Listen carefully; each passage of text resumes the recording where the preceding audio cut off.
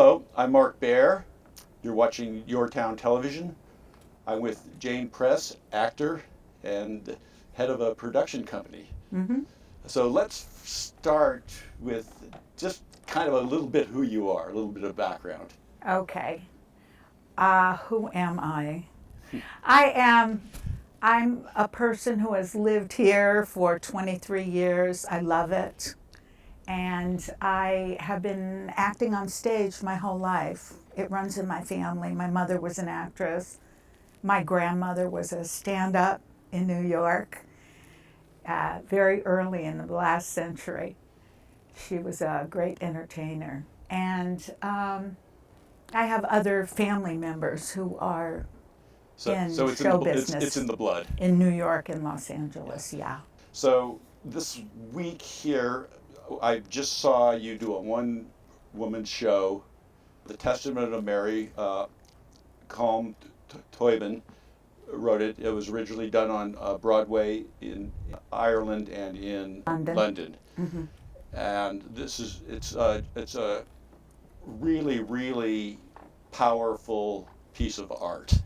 I saw it at the Cherry Theater, and it's running through September 11th, through we September close. 11th. So let's first of all talk about doing a one-woman show, and Yeah. let's talk about this particular show. Yes. This is a beautiful piece, and it means a lot to me because my production company is devoted to producing works on the stage that give voice on stage and off, so that includes the crew, to women over the age of 50. And that's certainly the case of this. This is the story of the Mother Mary, who we never hear from, or minimally hear from, but it is Mary as a woman, a human being, a mother, a wife, a profoundly human being.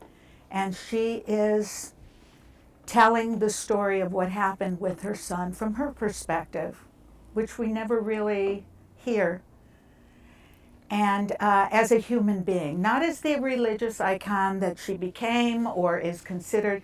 This is a story of a woman, Mary. And a woman who's astounded by the events around her, the danger of the situation, the horrors of the situation, and then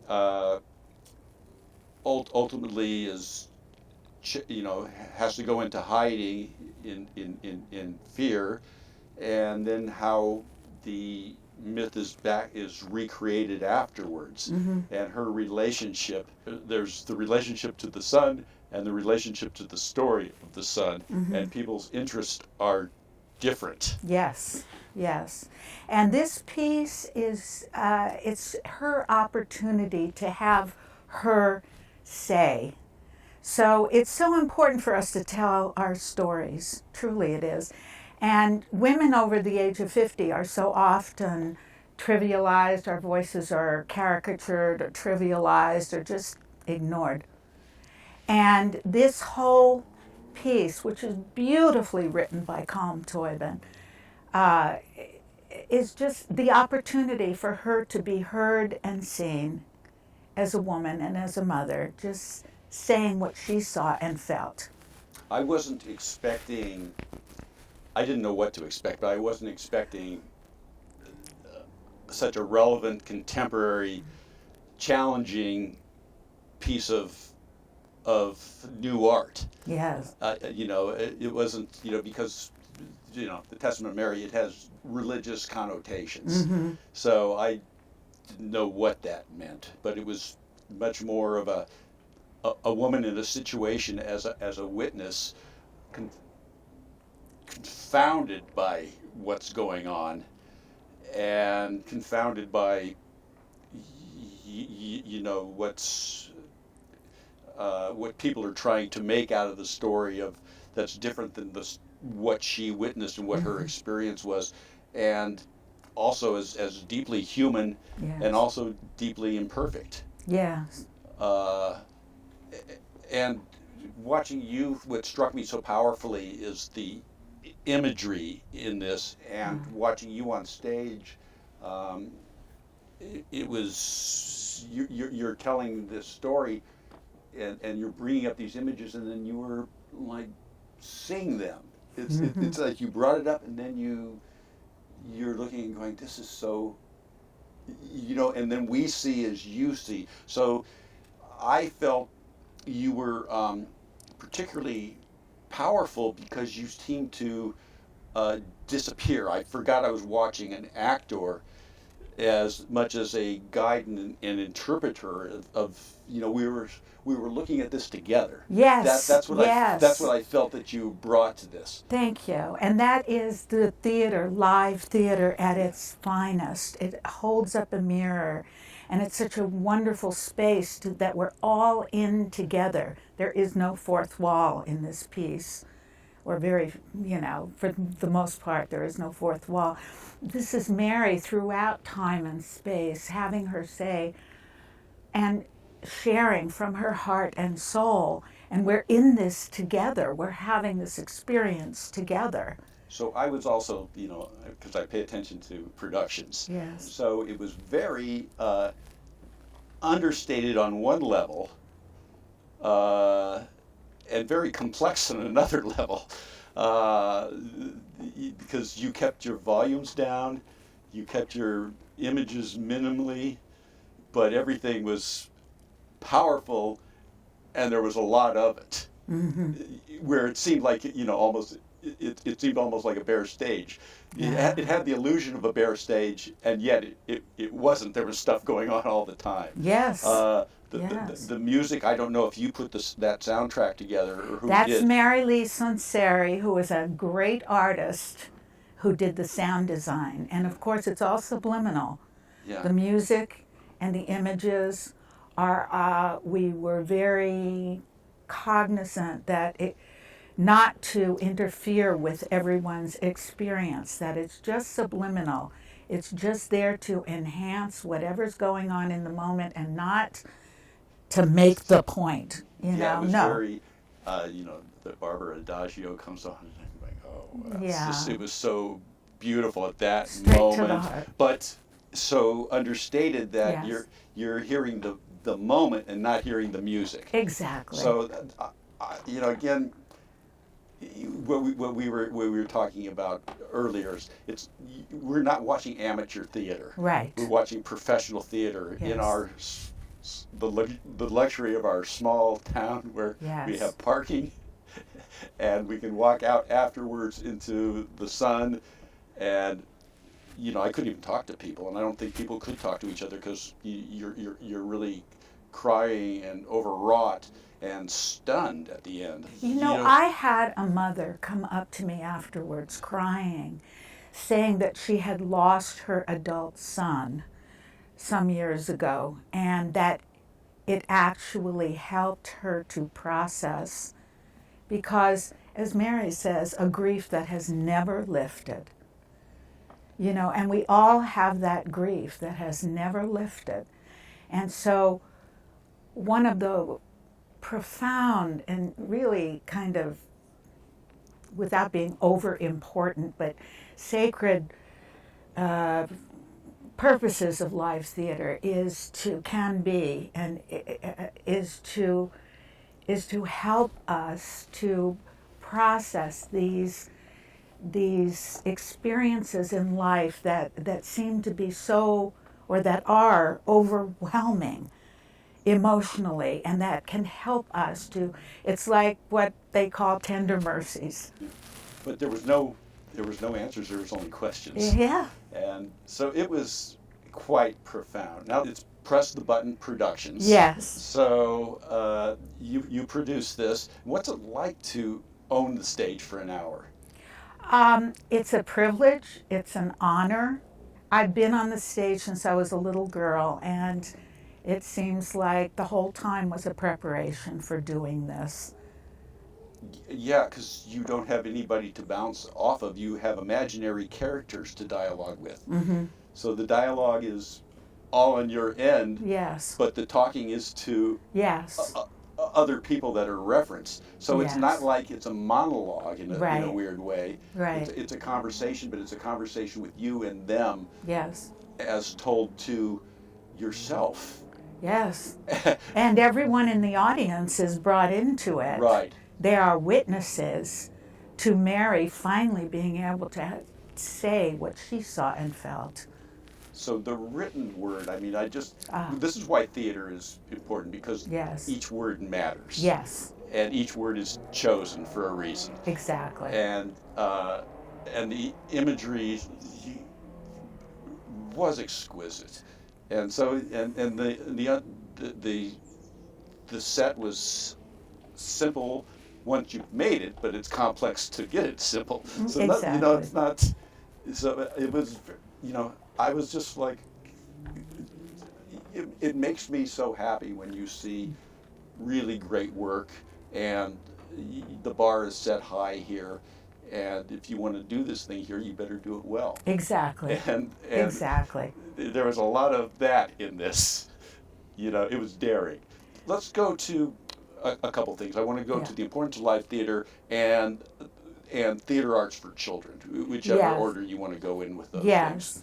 Well, theater arts for everybody, but an education in theater arts for children, I consider just absolutely an essential part of a classical education for children. I was the lead instructor at the Children's Experimental Theater for the last 5 years of its 50-year run. And when Marcia Hovick had made that magnificent contribution of the Children's Experimental Theater for 45 years, and then she just became too old to do it anymore. She came and saw me in a production and asked me to come to the theater and to take over. So I did that for the last 5 years of its run. And I had the fabulous opportunity of teaching 5 to 12-year-olds a course that I developed called Acting for the Stage, the art of playing the part of being a human being. And I still hear from my kids who are now in college, some of them married, and some of them come to my productions, from across the country where they are living now. And I'm getting verklempt. It's an important set of lessons in being present, especially in this day of phones and screens. The theater is a place where we are in a space together as people, as human beings. And that's what we have the opportunity to foster and engender in these young people, so that their main experience of life, it offsets that virtual experience of life. So I want to close with 2 questions. I want to, and we can take them in either order. The Sure. mission of Press the Button Productions. Yes. And I want to touch on My Mother's Keeper. Yes. Well, I already spoke about it. Press the Button Productions exists to give voice on stage and off to women over the age of 50. So, and that leads into it produced all 3 runs, 5-week runs, 2 here at the Carl Cherry in 2012 and 18, and 1 at the Electric Lodge Theater in LA for 5 weeks in 2013. My Mother's Keeper is 7 women over the age of 50 and an 11-year-old girl, and it's an autobiographical play that I wrote, and it addresses the intergenerational, what gets passed down from mother to daughter, blessings and curses, and what it takes to break the chain when we're talking about the curses. and we all know what that means. So it's a wonderful experience. I have, as I told you, originally I had played me, and then I got too old to play me, so I played my mother. And then I'm getting too old to play my mother, so probably in the next one I'll play my grandmother. But it's my great-grandmother, my grandmother, my mother, and myself, and me as an 11-year-old. And we had people in the audience, especially on Mother's Day. We had 4 generations of families there in the audience. And it is just, I will, again, because people always ask me, it's a great favorite, and people always ask me when we're going to have our next production of My Mother's Keeper. And it'll probably be, within the next 18 months And or so. how was the writing experience? The what? Writing. Oh, the writing wrote itself. Actually, this last time at the Cherry was in 2018. And the week that my mother died, we went into rehearsal. And I was playing her. And there was not one word that came out of my mouth that I had written that she had not said to me. So it was a very holographic experience of me playing my mother, and that's facilitated my grieving process. And here I was on stage with Janice Rock playing me and playing out scenes that had happened. All of it had happened. There's a favorite scene between my grandmother and her mahjong ladies, the mahjong game. It's a great favorite of everybody. It is so funny. And when I was writing it, I swear to you, all I did was listen, and I heard the ladies talking. And I was laughing. I was laughing so hard because all my life I would help my grandmother set up and serve, and that's in the play. The little 11-year-old is helping set up and serve, and the ladies are playing mahjong, and they're talking. And it is so funny. And all I did was listen. I heard them talking from all the years and all the mahjong games that I had spied on. That's so fabulous. Yeah, yeah. Well, I'm Mark Baer. You're And watching, I'm Jane Press. And that's Jane Press. A pleasure. A pleasure. And go see The Testament of Mary. Yes, please do. It's every Friday and Saturday night at 7:30, Sunday matinees at 3 at the Carl Cherry, and we close on September 11th, so please do come. Thank you. Thank you.